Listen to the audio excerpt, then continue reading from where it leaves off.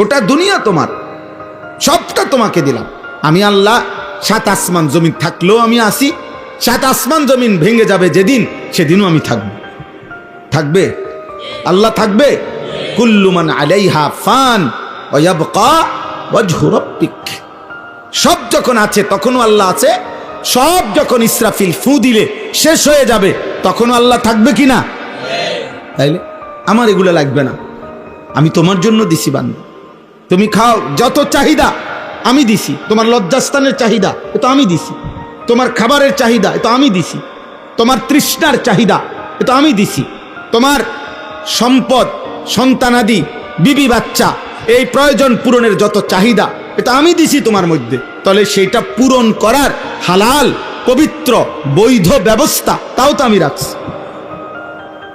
তাইলে তুমি যদি এটা বলো যে আল্লাহ আপনি আমাকে খাবারের চাহিদা দিছেন কিন্তু কুকুরের গোশত ছাড়া অন্য কোনো গোশত নাই, অথচ আমার গোশত খাইতে মন চায়, তো এইটা কথা বলে না কেন? আল্লাহ আমার তৃষ্ণা, কিন্তু মদ ছাড়া তৃষ্ণা নিবারণের জন্য আমার জন্য আপনি কোনো ব্যবস্থাই রাখেন নাই, এরকম? তাইলে আমার যৌবনের চাহিদা তো আল্লাহ তাআলা বলেন, বান্দা আমি কি হালাল স্ত্রী ব্যবস্থা করি নাই? ওয়েট, তুমি অপেক্ষা করো। এক মানুষ কি জন্মের সাথে সাথেই তার 60 বছরের সমস্ত প্রয়োজন একদিনেই ভোগ করে ফেলে? কথা বলে না।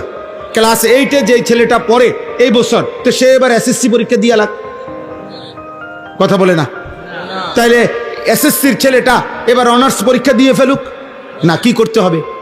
অপেক্ষা করতে হবে, একটা সময় পার করতে হবে কিনা বলেন? তো তুমি অপেক্ষা করো, তুমি অপেক্ষা করো। তুমি মাত্র 14 বছর না হইতে, 16 বছর না হইতে তুমি এত উলঙ্গ ছবি দেখো কেন? এই বেটা,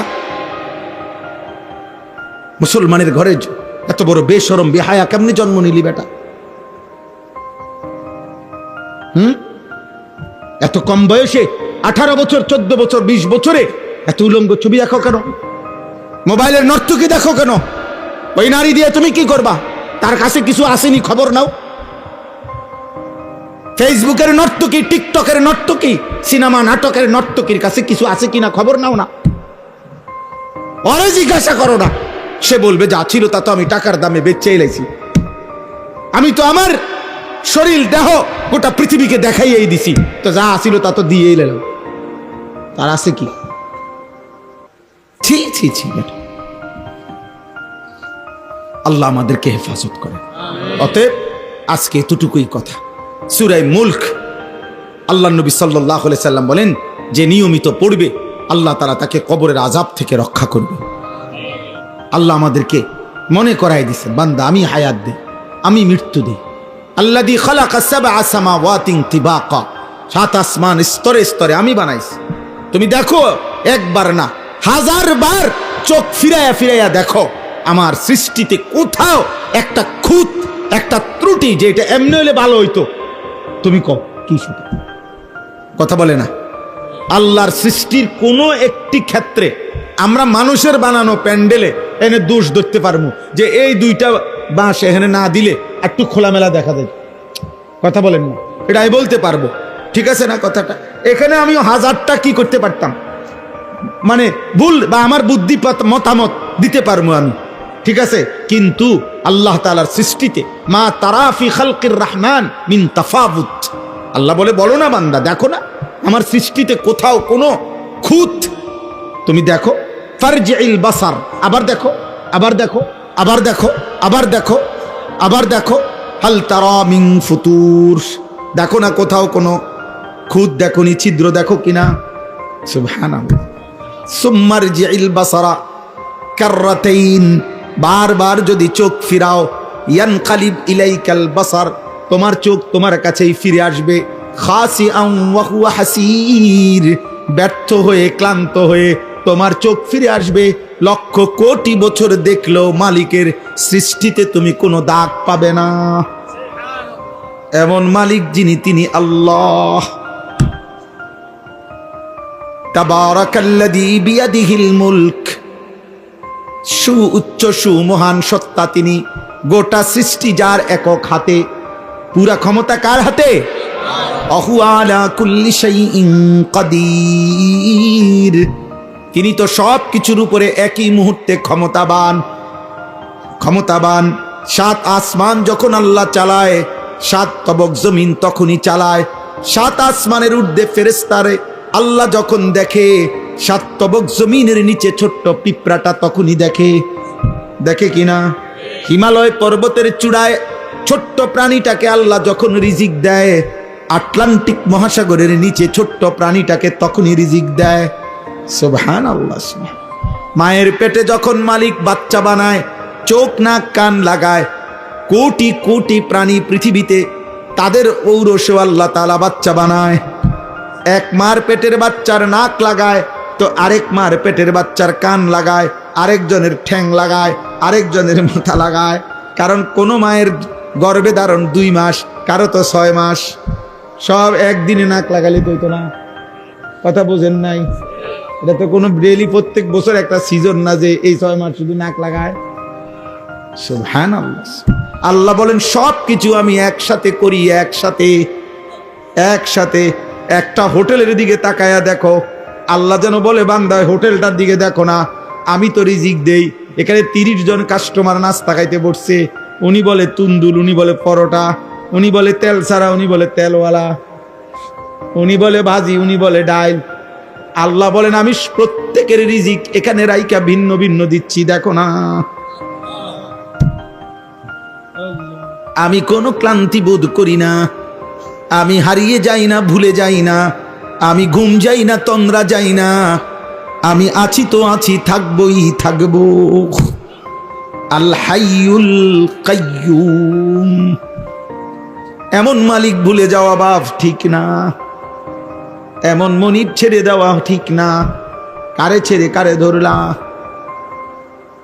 মোবাইল দিয়া কি পাইলা বাপ? বন্ধুদের আড্ডায় কি পাইলা বলো না? বিড়ির আড্ডায় চাচা আপনি কি পাইলেন? চা দোকানের আড্ডায় কি পাইলেন? নর্তকীর আড্ডায়, টেলিভিশনের আড্ডায় কি পাইলেন? বেহায়া বেপর্দা নারীকে বলো না, বোন তুমি এই পর্যন্ত যত পুরুষকে তোমার শরীর দেখাইছো, তারা তোমার বিনিময়ে কি দিছে?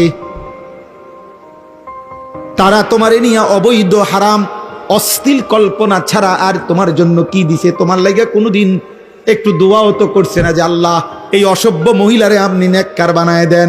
চরিত্রহীন তো এই দোয়াও জানে না। জানে যে সে তোমার কি উপকার করলো? সে তোমার কি উপকার করলো? চলেন শেষ কথা, অতএব আমরা প্রত্যেকে ইনশাআল্লাহ ফিকির করি, আল্লাহ আমাদেরকে মাফ করে দেন। যুবক ছেলেরা ফজরের নামাজ পড়বা, ফজর ক্যাম্পেইন করো।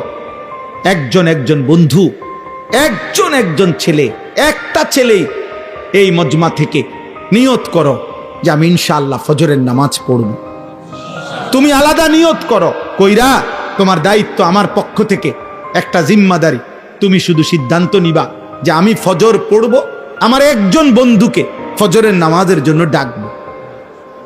এটারে আমরা ফজর ক্যাম্পেইন বলি। আমার সারা বাংলাদেশে আমার শায়েখ আল্লামা মুফতি মুশতাকুন নবী কাসিমি হজরতের তত্ত্বাবধানে সারা বাংলাদেশে আমি এই কাজ করি, অর্থাৎ ফজর ক্যাম্পেইনের কাজ করি। কি কামটা কি? ক্যাম্পেইন মানে প্রচারণা, ফজরের মুসল্লি বৃদ্ধির চেষ্টা। এই কাম এটাই যে একটা ছেলে সে বলবে, সিদ্ধান্ত নিবে যে আমি ফজর পড়ব, আমার একজন বন্ধুকে ফজরের জন্য ডাকবো। তোমরা 2 জন যদি হও, এবার তোমরা সিদ্ধান্ত নিলে, আবার 2 জনকে ডাকলে 4 জন হবে, 4 জন ডাকলে 8 জন হবে। আলহামদুলিল্লাহ 2500, 1800, 2200 এরকম আমাদের ছেলে বিভিন্ন অঞ্চলে সারা বাংলাদেশে 1700, 2400, 300, 900, 600 এমন লিস্টেড ছেলে সারা বাংলাদেশে এখন আমাদের ছেলে আছে যারা ফজরের ক্যাম্পেইন করে, বন্ধুদেরকে ফজরে ডাকায়। আলহামদুলিল্লাহ, আলহামদুলিল্লাহ, ইনশাআল্লাহ। এই জন্য দোস্ত, একটা ছেলে ফিকির কর, ফিকির। এত সুন্দর জিন্দেগি নষ্ট করে দিও না। তুমি ওয়েট, প্রতিটা চাহিদা তোমার যা আল্লাহ বরাদ্দ রেখেছেন তা পূরণ হবে। তোমার বাপ বিয়ে করছে, তুমিও করতে পারবে। তোমার দাদা বিয়ে করছে, তুমিও করতে পারবে। তুমি এক পবিত্র মা বাবার বিবাহের ফসল। তোমার মা বাবা বিবাহ বন্ধনে আবদ্ধ হওয়ার কারণে হালাল, তো যার কারণে আল্লাহ তোমাকে পৃথিবীতে পাঠাইছেন।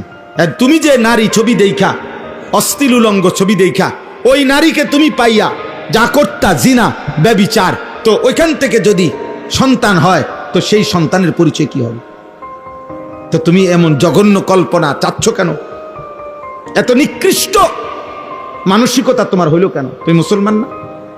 এই জন্য চলো ইনশাআল্লাহ মোবাইল, নারী, ছবি, অশ্লীল দৃশ্য দেখা থেকে নিজেকে বাঁচাবো ইনশাআল্লাহ।